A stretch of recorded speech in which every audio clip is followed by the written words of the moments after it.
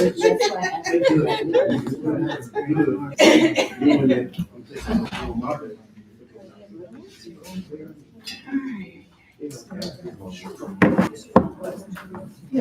we'll start with that. We'll start with that and see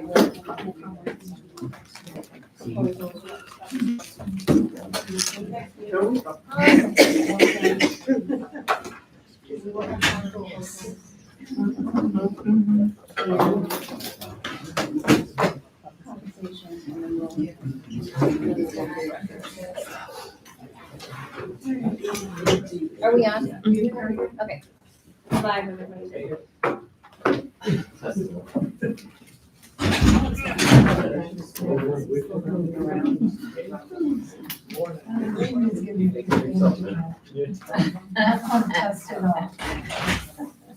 Test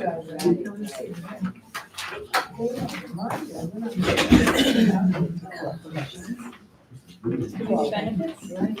We stopped at 12. We didn't really talk about the benefits thing, but.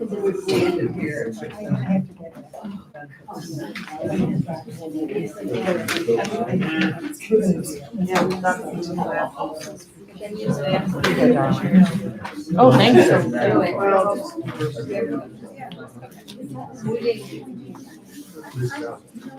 No, stopped at 12. There's two checks. You have two classes. Yeah.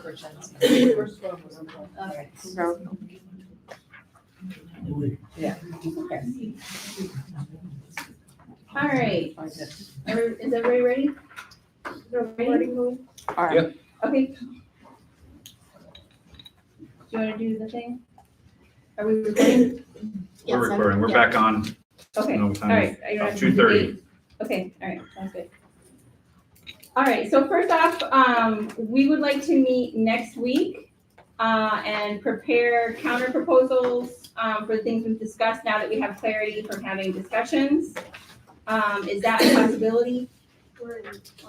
We're in Orlando next Okay. week for a state conference from Wednesday to Friday. Okay.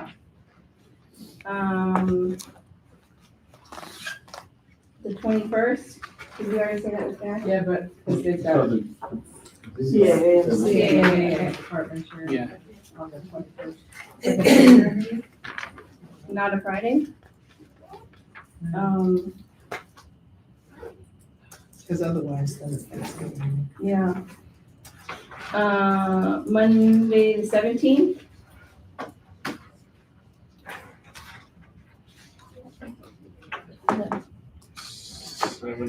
Robin has a procedure, but I'll do the best.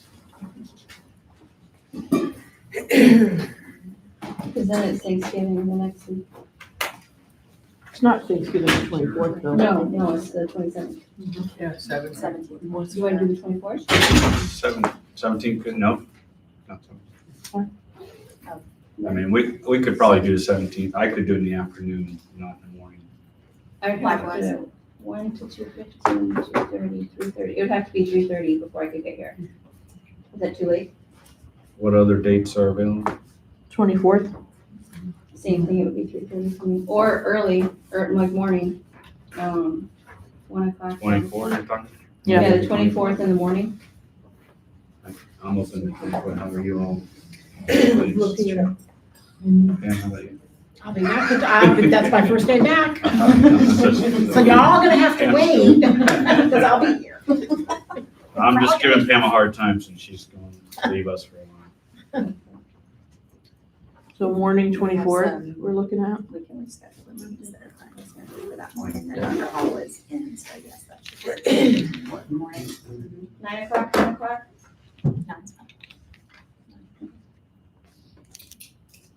So we want to schedule a session for the November 24th, 9 a.m.? Yeah. I'll get the notices done, I'm working this weekend, so, at a week to, probably, I'll have to figure out where we're gonna be. Okay.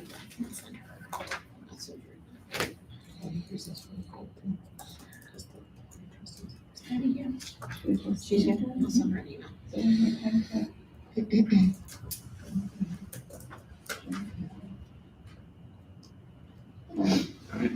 And then will the administration have a full compensation proposal at that time?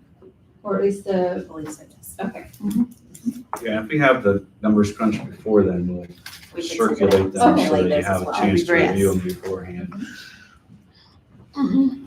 all right. We ready to keep going? We're all ears. All right, so on Article 12, leaves of absence, it starts at the bottom and then goes over. I think some of the sick leave law is different now, is that why it was taken out? So the proposal is the board, there have been changes to sick leave, but also, you will see for the next board meeting is I'm recommending to, put all of the different types of leaves all into one, board rule to reflect all of them and all the rules of, what you will still see sick leave, vacation, and FMLA separate because they have specific laws that, cover them. But they will be referenced in that main board rule, but they will still have their own board rule because of all of the minutia and all the specifications within. So the Okay. idea is really, all the things that are in the board rule, that would be what you're entitled to as the same as every employee. And trying to facilitate all of that language in there because there's a lot of details. Okay, what about personal leave, would faculty still be entitled to personal leave? Okay, All the different leave types that you're entitled to, that would all be reflected. You're entitled to, the only leave type that faculty is not entitled to is the vacation because of your 9-month contract. Yeah. okay. So Um, change to the 8 hours. When will that board rule be We're going to, updated? I believe it already went, it'll be lodged for this upcoming board. Okay, And then you have to wait till the next session before it actually comes in. But okay, Like the January. rule, right. So all of that would happen at that time. okay, thank you. So if it's board rule and they change it so that there's no negotiating. Again, one thing is, we are aware that at any time that we make proposals to change board rules that impacts your working conditions, we would have to work with you. That's a given. We already know that part. And we haven't heard about this until just now. Because we're not changing the rules, we're Consolidating. consolidating. Okay, The actual rules we're not changing. Yeah. Okay. okay, all right. So then we would still be entitled to personal leave, extended medical leave. Yep. Okay. Sabbatical leave. All of the. Sabbatical is preserved, okay, If I can mention, we had a proposal out, we started in May, I think, when we were working with Dr. Powell. And it was about the, what we call course banking, having the ability of faculty who are in, whether it is birth of a child, adoption, Right. serious illness of a spouse, the kind of FMLA type of requirements. Right. And that they would be able to, since the contract is normally 15 and 15 credits in terms of, like arts and sciences, that they could reduce it to be 12 and 12 and then do the 6 in the summer to to be able to give them the time or even a different. The contract really is, for 9 months. It's not 12 months. If you had a 12-month contract, being able to do that gives you flexibility. By doing it on a 9-month contract, that's not really something that we can negotiate. Okay, so there's not any way that HR could make an accommodation, because this would be something that was, may or may not be predicted, right? So that, we're talking about trying to retain faculty and give them incentive, even though it really doesn't cost the college that much more. But it gives them an incentive. Well, look at this college, it is making accommodations for life circumstances that make it so that it's hard to do the full-time for that year. I'm speaking to this because that was my experience in the 90s, and that's what I talked to Dr. Powell about. And because I was hired here in 91, I worked until 95, my third son was born. I could not work full-time that year. There was no option for me. So I left for 13 years, and lo and behold, I was able to come back, right, in 2008. But that changed my trajectory of full-time work in order to be, would I have come back? I don't know, but it's like, it would be such a great thing to be able to offer them if there's a way of HR saying, okay, because this individual knows they're gonna give birth here, that we're gonna be able to reduce their load and I don't know, rewrite for that person, like you would we've got supplemental contracts, this would be a contract that says, with FMLA language type of thing that allows them, it's not something you could apply for every year, maybe there could be limits to it. It just is because I have such an understanding of how that, when it's not available to you, how it changes everything, So it's just something we wanted considered and we didn't hear anything yet back about that. And Dr. Hall said, well, we've answered those, but really, if these kind of specific things weren't answered with this contract, which is why we're talking about it right now. So it's something we'd like to consider. If there was, if there's any way, I don't understand contracting, HR, stipulations at all. But if there's a way to do that and say, well, let's be creative and let's be that college that's saying, we want to hire fresh faculty, quality faculty, retain those faculty, and this is a small little carrot that we can give you. Should you be in your childbearing years, right? So something I wanted considered and we just didn't ever get to finish the discussion on it. I think we'll discuss it more because I know a lot of the people on this side of the table weren't here back in April, May. The concern, I think, what initially that we had, from my recollection, again, with the prior administration was what Teresa is raising is we're on a 9-month contract, so you're kind of the banking, we're going to pay you for your 9-month contract, but we're not going to get all the courses taught until sometime afterwards. There's a lot that could go wrong on that from our Well, we perspective. did the calculation and you have actually worked more hours than you're paid for by May, right? Because our money is not given to us all at once. So the other 10, 12 weeks where we're paid out through the summer, you've actually already fulfilled every hour for hour. You've fulfilled 12 out of 15. So the The amount proportion of what you've worked is 12 out of 15, so you could just stop It salary. depends because you have, the payout, the number of pays, it depends on when you came in during the year also. But if you're just a regular current employee. in other words, there's not a difference at all. If anything, you still haven't even been paid for those if you did 12 and 12. Haven't hour for hour, you're getting paid through the summer, which is, lovely that we have that option. So it wouldn't be, well, we're paying you, but you haven't actually worked it yet. You will have, they will have worked it. And then if they don't do this for whatever reason, let's say it is a family who's, terminally ill, you've got some, circumstance, and then they cannot fulfill that, then they're not getting paid because, and they didn't actually work those hours, those hours. So numbers wise, it wouldn't be disruptive. And I I'm just gonna, sorry, no, go ahead, I did not mean to interrupt, I thought you were gonna, please finish your statement. Oh, it's just that I do understand this, there's, it's originally a 9-month contract, so this means we have to be creative on how it would work. So for nursing and health programs, we really have to look at that because it would be quite disruptive. Most of our programs, our AS degrees are spring and fall, and some of them do not teach in the summer. So an AS in the nursing program does not teach in the summer. So what do you do to help them get those hours in the summer? There might be some PN classes, but we don't have a lot in the summer.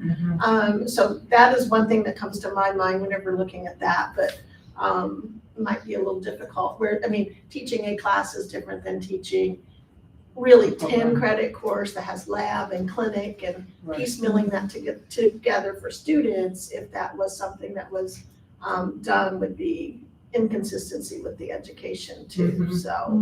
So those are just some things in my division that would be potentially a problem. So, Right. Yeah. Depending on the program that they're teaching it. Right. Yeah. So this, so I think we'll have to discuss it more. And we can come back and we can talk about that, but just so I'm clear, so I'm pulling up the proposal from April or May, earlier this year, so that we can have a discussion on our side. The language is, pertinent language is a faculty member may bank courses in lieu of taking sick leave for family caretaking or medical illness. And it goes on to describe what you described, but the proposal for family caretaking or medical illness, I'm trying to make sure I understand what you're proposing. It's under the family medical leave heading. Right. When family caretaking, I guess an obvious question for me is what do you all mean by that? When can you see it being used? You mentioned your personal situation, obviously I can understand that. Maybe using the state's language on that, what is the FMLA type language? So aligning with kind of the FMLA, for your own serious health condition or family member's serious health condition, birth of a child, placement for adoption, that kind of stuff. Documentation and all that. But we'll talk about it and then that'd be something we could come back. All right, Okay.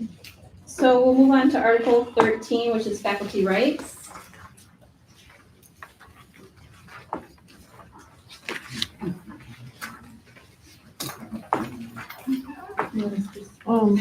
Sure. So there are obviously major concerns for faculty around academic freedom. And we noticed that a lot of this was removed, some of the language here was removed. And we wanted to propose language being added back in that would be more specific and maybe more agreeable to both parties. We can provide this in writing, of course, but I'm just going to read out something here. Faculty member is entitled to, this would be B1, B2, and B3. A faculty member is entitled to freedom in independent research and in the independent publication of the results, subject to adequate performance of other academic duties. We don't want people to not do research or not pursue that. A faculty member is entitled to freedom in the devising and selecting of teaching strategies and supplemental educational materials for their courses. This is particularly important to us. Obviously, we have the CAA process for required materials, but professors design their courses based on their expertise and experience areas, and they craft their courses also based on modality and many other factors that go into to the class design. And we want to protect the creativity and personalization of the courses. So the number 3 would be the department, defined as full-time faculty and the chair shall determine the required course materials with CAA approval, which is our current process. So we can send over that language, but we just want to sort of mark out the important areas for faculty in terms of our quality, how we bring quality to the classroom, because that's really how we do it. Those are some concerns that we had and some language that we wanted to propose there. And I think that taken it away is not like taking it away. It was like academic freedom as opposed to, by SACS and by AAUP, it's the same standard. So absolutely, I mean, I don't think the intention was not saying that faculty cannot do research or that faculty cannot use other things. No, faculty need to do that in the classroom. So can we bring in that Absolutely. proposal language? And okay, thank you. Okay. 13.2B.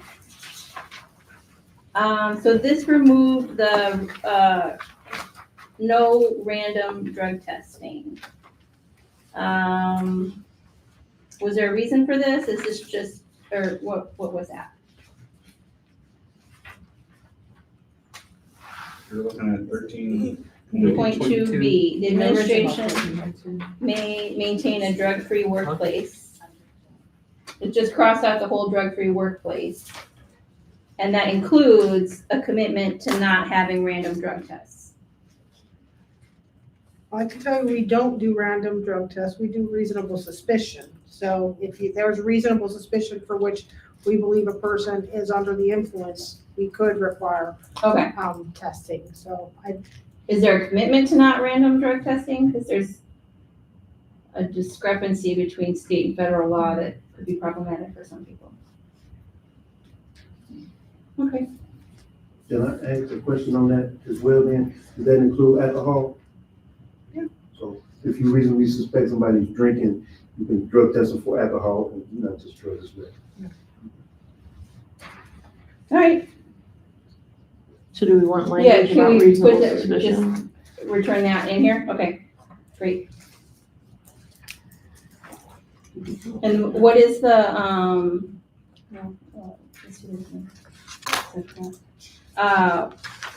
is there a board rule or a IMM about that? Do you know? I have to look it up. Okay. I'm not sure that it's established in that way. Okay, then we'll figure something out. All right. Can I make another comment based on that alcohol? If someone has, maybe the smell of alcohol on them, but are we looking at, like if you're drinking and driving and they do breathalyzer and it's 0.08, but is it any difference if it was 0.01 based on reasonable suspicion? Let's focus on the contract for now. We can do those questions later. Faculty offices, parking, enhancement of professional skills. So Tuition. first off, Oh, whoops. we just skip over that. I think Tuition reimbursement. tuition reimbursement. So that section was crossed out as the intention that we would no longer be receiving tuition reimbursement. All employees receive it. It's not Okay. specific to faculty. Is it remaining the same, the tuition reimbursement?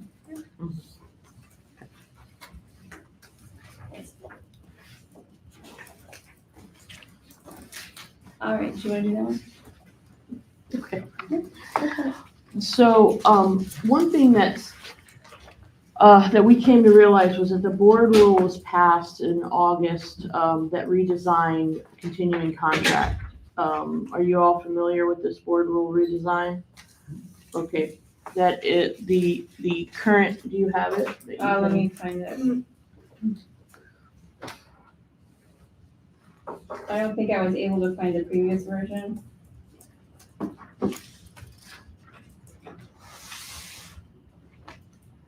It said it was changed August 7th.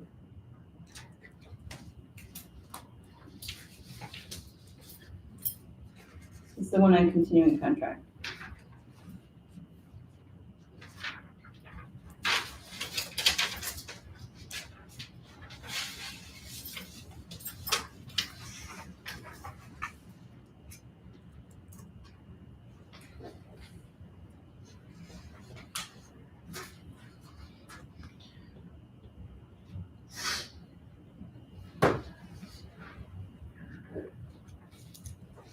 So, You got it. yeah, got it.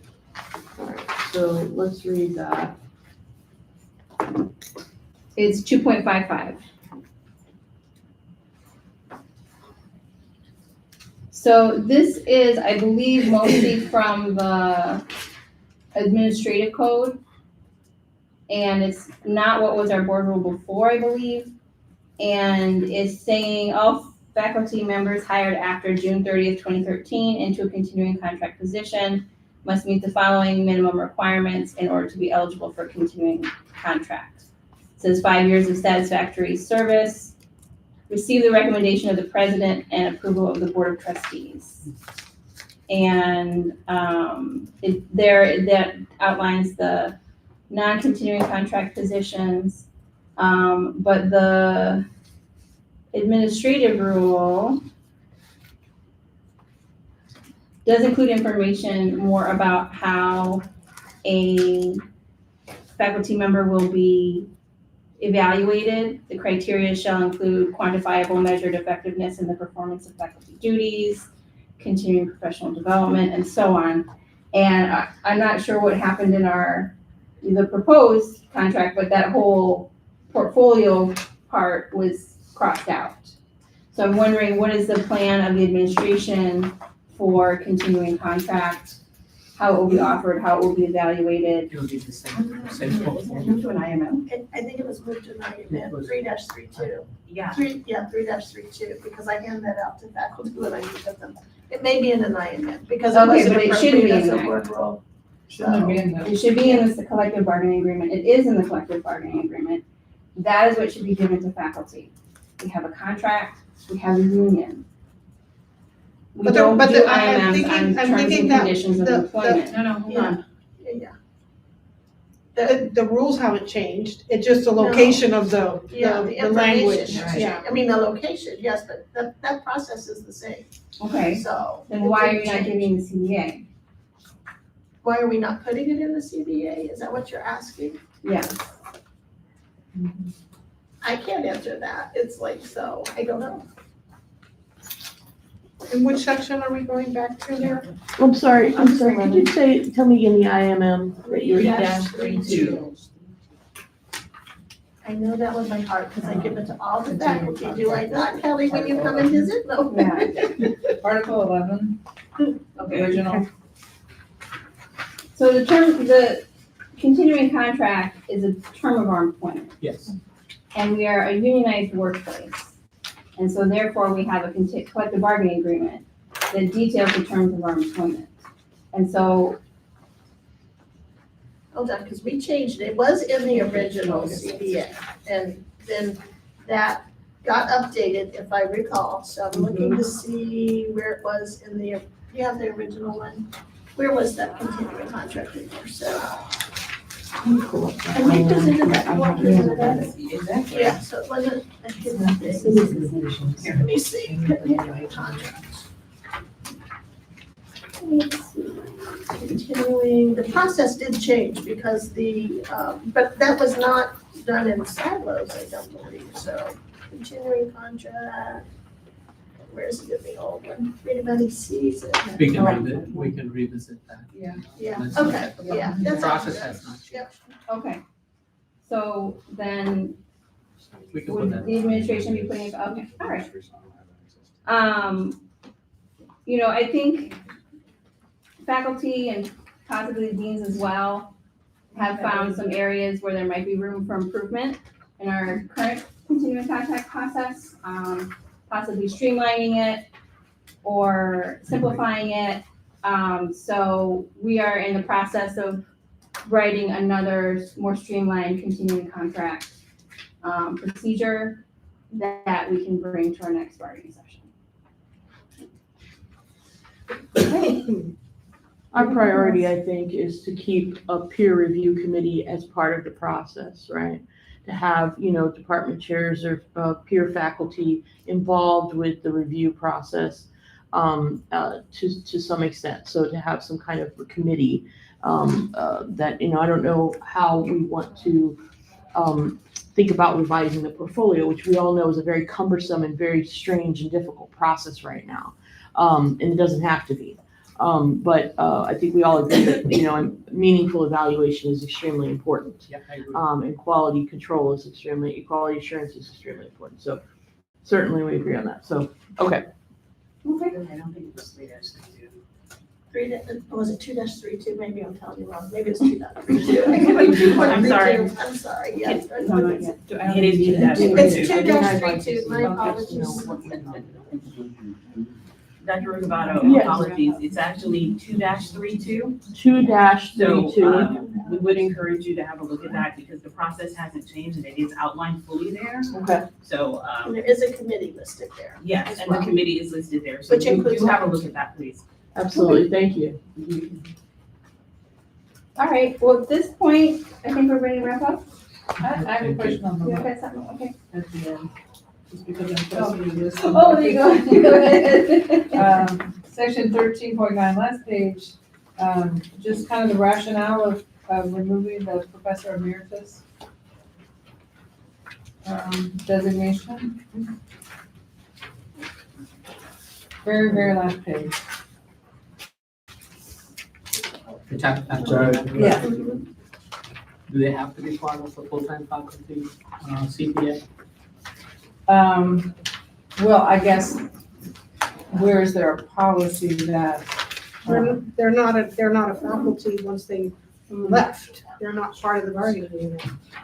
Oh, okay, so Yeah. whether or not that is retained, Yeah. it's just, Yeah, okay. So Because, it is, okay, I read it as if this is now non-existent. no. they're not full-time faculty, so this bargaining unit is for full-time faculty. Okay. All right, do you have any concluding thoughts?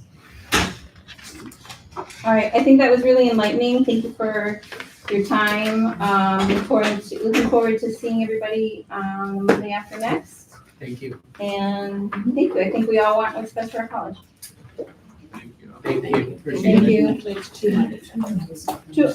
Yes. I won't be here, that's why. A couple Mondays. Promise I'll walk better.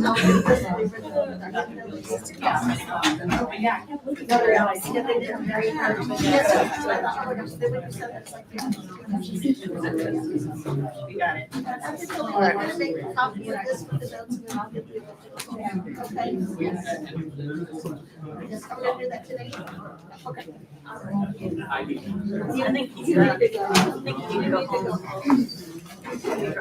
I don't want it. No.